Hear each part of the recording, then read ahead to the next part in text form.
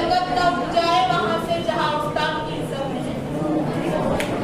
सदर आली वकार, मौजूद मेहमानान खुसूसी, प्यारे असातिज़ा और मेरे हममकतब साथियों, अस्सलाम वालेकुम। आज की यह अलविदाई तकरीब 10वीं जमात के अलविदा होने के एजाज़ में इनेकाल पज़ीर है। 10वीं बी क्लास की तरफ से मैं नुमाइंदगी पेश करते हुए चंद कलमात पेश करना चाहूँगी।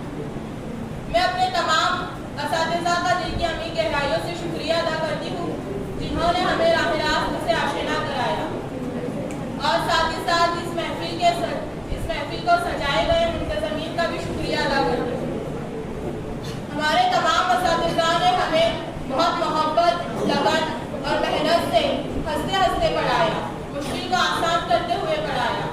आप सबका बहुत शुक्रिया। और मैं अपने class teacher Tasneem Kausar miss का भी शुक्रिया अदा करती हूँ जो हमें 2 साल क्लास टीचर रहे। वो हमारी हर अच्छी बुरी आदतों से वाकिफ थे। उन्होंने कभी किसी में फर्क नहीं करा, बहुत अच्छी तरीके से हमें पढ़ाया और हमेशा हमारी गलतियों पे पर्दा डालते रहे और कुछ गलतियों को सही करते रहे। अल्लाह हमारे तमाम असातिज़ा को तंदुरुस्त रखे।